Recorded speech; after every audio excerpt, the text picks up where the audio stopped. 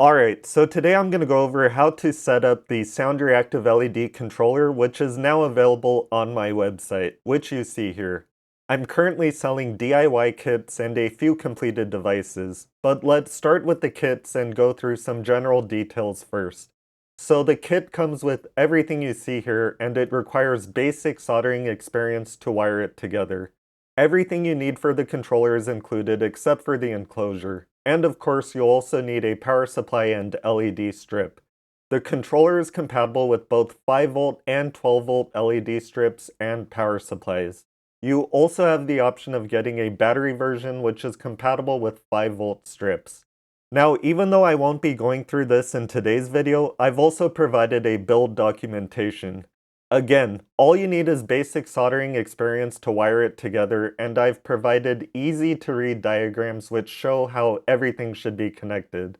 I'll be doing another video showing the entire build process, but the purpose of today's video is to show how to use it, so let's go back.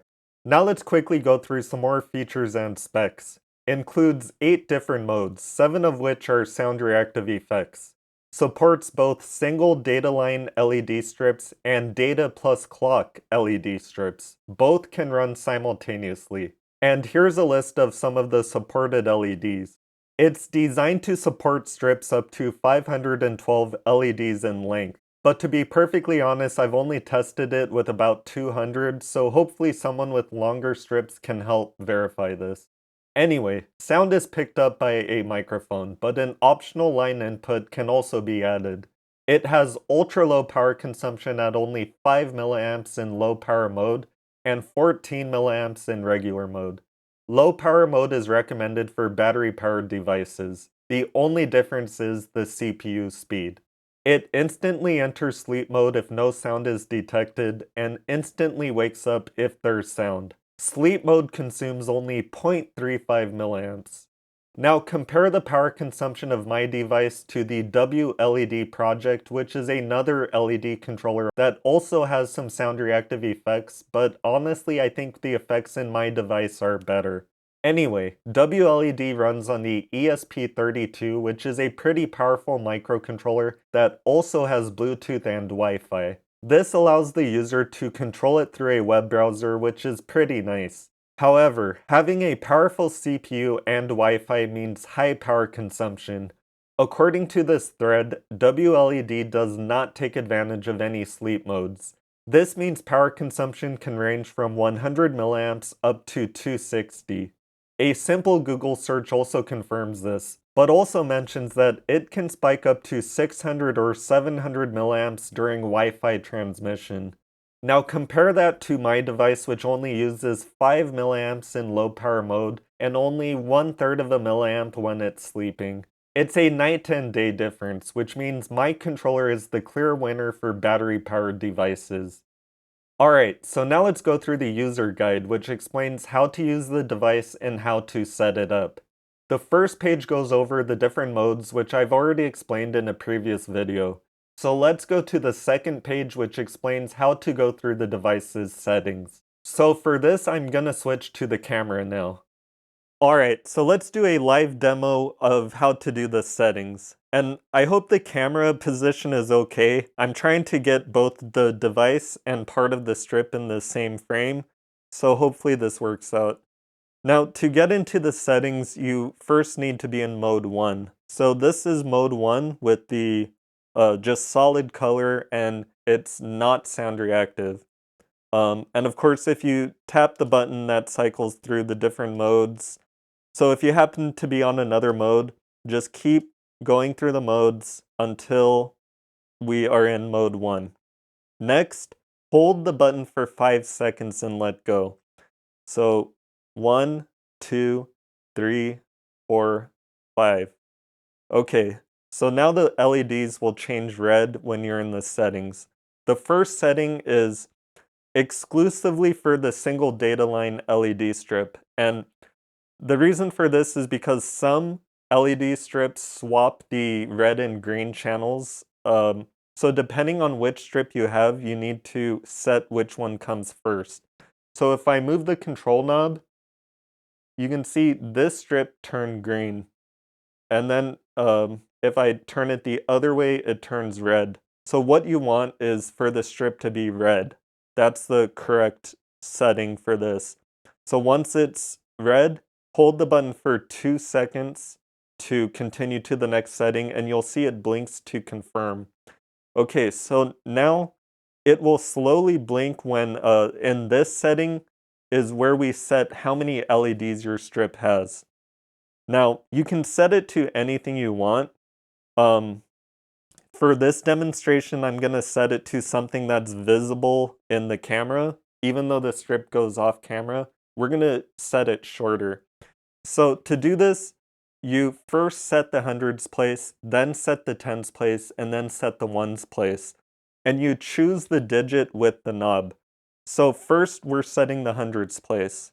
Well, since I want to do a short strip that stays in the camera length, we're going to set the hundreds place to 0. So if I turn the knob all the way down, you can see now just a single LED is showing to show you how far you've gone. And the minimum is 1, so that's why you can't go to 0. The minimum is 1. All right. Now, if I did have a strip that's really long and I wanted to, set the hundreds place, then you move the knob to the appropriate digit. So if I just turn the knob up a little bit, you can see now the whole thing is filled because I've set it to 100. And then if I keep moving it up, it'll set it to 200, 300, 400, and then 500 is the maximum. But of course, like I said, we don't want that much. We want, let's set the length to 21. So we want 0 for the hundreds digit. So once you've selected the hundreds digit, tap the button, not hold it. Tap it to go to the next digit. So now we can set the tens digit. So watch what happens when I slowly turn up the knob.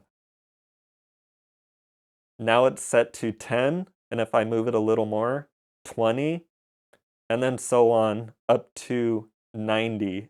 So if you turn the knob all the way up, that'll set the tens digit to 9, or in other words, 90. All right, but for this demo, like I said, let's try 21. So here's 10, there's 20. So now we need to set the ones digit. So tap the button to set the ones digit. And now you see if I turn it all the way down and then slowly turn it up. So now we're adding 1. Now we added another. Now we added another. And it goes all the way up to 9. Okay, but like I said, let's set it to 21. So here's the ones digit is set to 0, and I'll add 1 more. And now we're at 21. So if you made a mistake, you can tap the button, which will go back to the hundreds place, and you can go through everything again. But if you're set correctly and want to move on, hold the button for 2 seconds to continue. And it'll blink to confirm it. Now we can set the brightness. So if I set it all the way down, you'll see that's the lowest possible brightness. And then if I turn it all the way up, that's the highest possible brightness. And so what this does is set a global limit. So if you feel like the brightness is too high at its highest setting, well, you can adjust it here, and then that'll stick throughout all the modes. That will be the maximum brightness. So I'm going to set it somewhere around here, not the brightest, but not the lowest either. And then hold the button for 2 seconds to continue, and it'll blink to confirm. Now we set the power mode. So if you, there's 2 different settings. There's low power mode, and that will be signified by green. And then if you turn the knob up, it changes to blue. This is regular power mode. Okay, so blue is no, not the low power mode, and green is the low power mode. So for this demo, let's try the low power mode. Hold the button for 2 seconds and it'll blink to confirm. Okay, so now you can select the protocols you want to use, or in other words, do you want to use the single data line strip, or the data and clock line strip, or both. You can choose which one or both. So if you turn the knob all the way down, you can see this is the single data line strip. So now only this one is on. Then if I turn the knob to the middle, now that one turned off and only the other strip is on. And then if I turn the knob all the way up, both the strips are on. So if you're only running one type of strip, I recommend disabling the other one because there's no point in running that protocol if you don't have that strip. So hold the button for 2 seconds and it'll blink to confirm, and that's it. So the settings are done and saved, and they'll stick even after you turn the device off. They are permanently saved until you decide to change them. So now the last page of the guide goes over the reset and mode save. So the reset is for if you accidentally, so for example, when setting the protocol, if you accidentally set the wrong protocol, then you're not going to get anything showing up on your LED strip. And how can you go back through the settings and change it if your LED strip isn't activated? Well, I have a solution in case that happens to you. If you bridge these two pins together and turn on the device, it'll automatically reset the protocol back to both of them. So it'll force both strips to turn on.